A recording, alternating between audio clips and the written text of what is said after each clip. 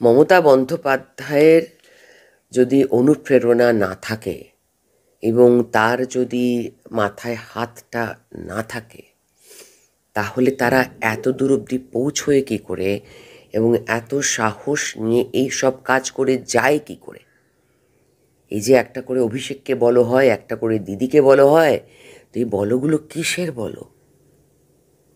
কী বলো? কোন চিঠি, কোন বার্তা মুখ্যমন্ত্রীর এত টেলিভিশনে বেরোচ্ছে, লোকজন চিৎকার করছে, বলছে, কাঁদছে, হাহাকার করছে, সেটা যদি মুখ্যমন্ত্রীর কানে না যায়, তাহলে এই বড় প্রোগ্রামগুলো দিয়ে কী হবে? মানে আমার পালা কবে পড়বে? এটা পশ্চিমবঙ্গ। এমনি সন্দেশখালিতে বহু বছর ধরে ঝামেলা, বহু রেপ, বহু মার্ডার, বসিরহাটের বহু জায়গায় এগুলো চলতেই থাকে, কিছুতেই থামে না। তারপরে মানে ঘরের মধ্যে হাত ঢুকিয়ে বার করে আনবার চেষ্টা। আর সবচেয়ে মানে যেটা অন্য যে কোনো রাজ্য শুনলে অবাক হয়ে যাবে, আমরা তো আর হই না অবাক, অন্য যে কোনো রাজ্য শুনলে অবাক হয়ে যাবে যে পুলিশ দাঁড়িয়ে থেকে এটা করায়। যে রক্ষক সেই ভক্ষক। পুলিশ প্রোটেকশন না দিলে এত দিন অবধি এ ধরনের কাজ হয়ে যায় কিভাবে? পুলিশ তো সঙ্গে আসে। মানে আমি যখন মার খেয়েছিলাম, আমার তো মনে আছে, আমাকে তো পুলিশ দাঁড়িয়ে থেকে মেরেছে, পুলিশ, মহিলা পুলিশ দিয়ে মারিয়েছে।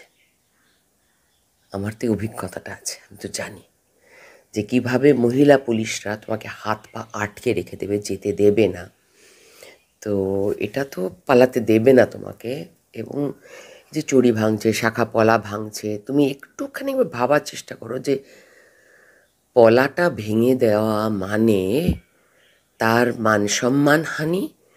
তাকে হাত ধরে টানছো, তাকে কোথায় কী কারণে নিয়ে যাচ্ছ সেটা তো কারো বুঝতে অসুবিধা হচ্ছে না, সেও জানে। এবং সে মুখ লুকিয়ে কোথাও কোনো কোনো জায়গায় দেখলাম মুখে ঘোমটা পড়ে, কোথাও কোথাও পেছন থেকে তারা ফাইনালি আফটার অল মানে এত দিনের অসম্মানের কথা তারা স্বীকার করছে, বারবার করে ভোকাল হচ্ছে, চিৎকার করছে।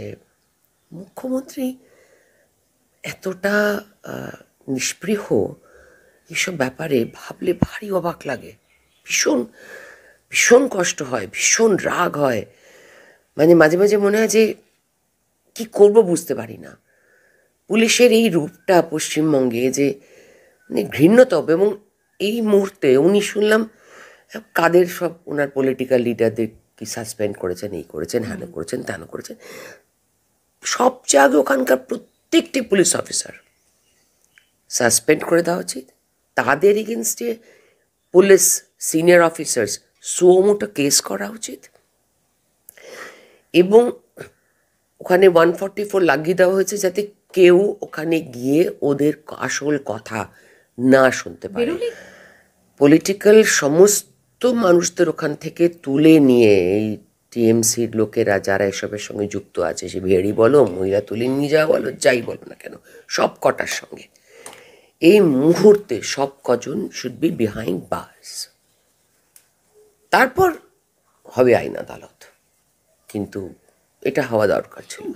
সন্দেশখালি জ্বলছে, মহিলারা নির্যাতিতা, তৃণমূল নেতারা তারা তুলে নিয়ে যায় এমনই বিস্ফোরক অভিযোগ করেছে সন্দেশখালির মহিলারা। আর এখানে একটা বড় প্রশ্ন রাজ্য রাজনীতিতে, যে রাজ্যের মুখ্যমন্ত্রী একজন মহিলা, সে রাজ্যে মহিলাদের নিরাপত্তা কোথায়? লক্ষ্মীর ভাণ্ডারের ভাতা 500 থেকে বেড়ে 1000, জনজাতি মহিলাদের জন্য 1000 থেকে 1200, কিন্তু সেই মহিলাদেরকে কি সেই টাকার মাধ্যমে চুপ করিয়ে রাখা এবং তাদেরকে পণ্য হিসেবে ব্যবহার করা? আমাদের সঙ্গে রয়েছেন বিশিষ্ট অভিনেত্রী এবং বিজেপি নেত্রী রূপা গাঙ্গুলি, তার সঙ্গে কথা বলবো। এই যে মহিলারা আজকে নির্যাতিতা, আমরা যে চিত্র দেখতে পাচ্ছি, কিন্তু মুখ্যমন্ত্রী এখনো চুপ, সেই প্রশ্নটা বারে বারে উঠছে, মুখ্যমন্ত্রী কেন কিছু বলছেন না? ওনার কিছু বলার আর নেই হয়তো। ছন্দ করে করে, কবিতা করে করে অনেক কথাই তো বলেন, সেটা বেশ হাস্য কৌতুকের মতন একটা ব্যাপার লাগে। কিন্তু জীবন, সমাজ, পশ্চিমবঙ্গের মানুষের সংসারের অবস্থা, সেগুলো তো আর হাস্য কৌতুকের বিষয় নেই। ওনার ছড়ার মতো বা ওনার ছবি আঁকেন সেরকম তো আর নেই। পশ্চিমবঙ্গের মানুষের মানে কারোরই কোনো নিরাপত্তা নেই। আর মহিলারা তো এমনিতে ভালনারেবল, তারা এরকম একটা ঘটনার শিকার হয়েছে এবং এত বছর ধরে তারা এটা সম্বন্ধে মুখ বুজে থাকতে হয়েছে ভয়ে। এই ভয় এটা, দেওয়ালে পিঠ ঠেকে গিয়েছে তাই আজকে তারা সরব। হ্যাঁ, না হলে এটা কি কেউ বলতে আসে, এটা কি কেউ বলে? দিনের পর দিন মানে কাকে বাঁচবে সেটা কেউ জানে না। মূলের অর্ডারে পুলিশটা চলে। পুলিশ কোনো রকমভাবে নিজেরা কোনো ডিসিশন নেবার মতন জায়গায় আর নেই। সিনিয়র আধিকারিকরা পর্যন্ত তারা পুলিশ মন্ত্রীর মুখের দিকে তাকিয়ে থাকে। And unfortunately, very very unfortunately, তিনি মুখ্যমন্ত্রী। মানে ইনি পুলিশ মন্ত্রী হওয়ার কতটা অযোগ্য ভাবাই যায় না, বলাই যায় না। এবং বিশেষভাবে উল্লেখযোগ্য তিনি তো একজন মহিলা। দেখো, মহিলা পুরুষ যদি তুমি ছেড়েই দাও, তুমি মানে আমি যদি ধরেই নিলাম যে একজন পুরুষ থাকলেন এখানে, তারও তো একই কাজ। যিনি চিফ একটা স্টেটের, যার উপরে দায়িত্ব সব কিছুর, তার তো সেটাই কাজ। মহিলা মুখ্যমন্ত্রী বলে আমাদের আঘাতটা আরও বেশি লাগছে যে তিনি একজন মহিলা হয়ে এত নির্মম হচ্ছেন কি করে। তিনি মহিলাদের কথা শুনতে পাচ্ছেন না কেন? তিনি কি টিভিটা দেখছেনই না, নাকি এখনও টিভি চ্যানেলের সমস্ত লোকেদের দালাল বলে যাচ্ছেন যে ওরা সব বানিয়ে বানিয়ে দেখাচ্ছে? এগুলোকে এখনও সেই ছোটো ঘটনা হিসেবে উনি নিজের একটা অ্যানালিসিস করছেন? কেন উনি চুপ করে আছেন? কদিন আগেই তো আমরা শিশু পাচার, বাচ্চা পাচার এসব দেখলাম পশ্চিমবঙ্গে। এমন তো নয় যে কোনো ঘটনা মানে তারপরেও উনি মানে ডোল হেন তেন এসব করে যায়। দেখো, মানুষের জীবন যদি এদের কাছে ইস্যু হয়, মানুষের মর্যাদা, একটি মেয়ের মান সম্মান যদি এদের কাছে ইস্যু হয়, তারপর তার এই সেন্টেন্সটার তো কোনো উত্তর হয় না। কোনটা ইস্যু? মানে এটা একটা ছোটোখাটো ব্যাপার। তুমি তোমার নিজের লোকেরা তুলে নিয়ে যায় সাঙ্গ পাঙ্গ শুদ্ধ, এবং কবে কোন দিন কাকে তুলবে কেউ জানে না। তারপরে তার পাশে পুলিশ দাঁড়িয়ে থাকে। তারপরে তুমি বলো যে এগুলো মানে তোমাদের দলের লোকেরা বলে। তোমাদের কোনো মানে টিএমসির কোনো লোক যদি এই কথাগুলো উচ্চারণ করে এবং বলে, তাহলে তার সেই মুহূর্তে পানিশমেন্ট পাওয়া উচিত মুখ্যমন্ত্রীর থেকে। সে তো করবেনই না, বরঞ্চ উল্টো পাল্টা কথা তারা বলে যান। আমি জানি না পশ্চিমবঙ্গের মানুষের কপালে আর কত দুর্গতি আছে। শাহজাহান আজকে এরকম হয়নি, এরা একদিনের লোকেরা হয়নি। সারা পশ্চিমবঙ্গে এরকম অনেক অনেক লোক আছে টিএমসি করে, তারা বহু বছর ধরে। তাদের মধ্যে অনেকে, আমি জানি না শেখ শাহজাহান সিপিএম করতেন কি না, বাট তাদের মধ্যে অনেকে, মানে আমি তো বেশ কিছু আমাদের ডায়মন্ড হারবারের দিকে লোকজনদের জানি, তারা সবাই সিপিএম করতেন। তারা 30 বছরে সবাই সিপিএমের লোক ছিল। তারপর তারা হয়ে গেল টিএমসি, এবং এরকম সামনে বসিয়ে রাখে কাঠটা, সামনে এখানে বসিয়ে রাখে। এত দুর্দণ্ড প্রতাপ তারা, এবং পুলিশ তাদের ভয় পায়। তাদের নিজস্ব গুন্ডা বাহিনী না হলে যারা খবর দিচ্ছিলেন কদিন আগে, সিপিএমের কয়েকজন দেখছিলাম বলছিলেন যে শেখ শাহজাহান ওখানেই আছে, তো থাকবেই ওখানে। মানে তুমি যদি সরকারের বিরুদ্ধে মুখ খুলো, তুমি যদি দোকানদার হও তাহলে তোমার দোকানটা ভেঙে দেওয়া হবে। তুমি যদি কোনো ব্যবসাদার হও তাহলে তোমার ব্যবসাকে ফাঁসিয়ে দেওয়া হবে। তুমি যদি কোনো অভিনেতা অভিনেত্রী হও তাহলে বেশিরভাগ ক্ষেত্রেই তোমার সেই কোম্পানির কাজগুলো বন্ধ করে দেওয়া হবে। তো তোমাকে পেটে মারা, হাতে মারা, জানে মারা, ভাতে মারা, প্রাণে মারা, সব কিছু তো পশ্চিমবঙ্গে এই সরকার করে চলেছে। নুসরাত জাহান ওই এলাকার সাংসদ, তার কি একটা স্টেটমেন্ট দেওয়াটা কি একটা দায়িত্ববোধের মধ্যে পড়ে না? কি বলবো বলুন, একজন প্রাক্তন সাংসদ হয়ে আরেকজন সাংসদ সম্বন্ধে কি করে এই কষ্টের কথাটা বলি? তার যাওয়া উচিত ছিল, তার কথা বলা উচিত ছিল, তার নিজে মুখ্যমন্ত্রীর সঙ্গে কথা বলা উচিত এবং স্টেটমেন্ট দেওয়া উচিত, এবং যাওয়া উচিত মেয়েদের সামনে দাঁড়িয়ে পুরো ব্যাপারটা শুনে তার নিজের মমতা বন্দ্যোপাধ্যায়ের কাছে একটা পুরো পরিষ্কার করে লিখিত একটা বয়ান দেওয়া উচিত যে এই ঘটেছে, আপনার এই পুলিশ কর্মচারী। আমি মানি যে মুখ্যমন্ত্রী তিনি, তার কাছে প্রত্যেকটি পুলিশ আধিকারিক, পুলিশ কর্মচারী, তারা কে কী করছে না করছে, কোন সিভিক পুলিশ কে কী করছে গুন্ডার সঙ্গে মিলে, তার প্রত্যেকটি রেকর্ড ওনার কাছে রাখা নিশ্চয়ই সম্ভব নয়। কিন্তু তার দলের অন্যান্য লোকেদের যে কাজ, যে দায়িত্ব, যে তারা অন্তত তার দলের লোকের অন্তত মুখ ফুটে বলবে, ভেতরেই বলুক, পাবলিকলি বলার দরকার নেই, ভেতরেই বলুক যে ওরা তো তবে দিদি বলে ডাকে, তো আমি তো একদম সহ্য করতে পারি না ডাকটা।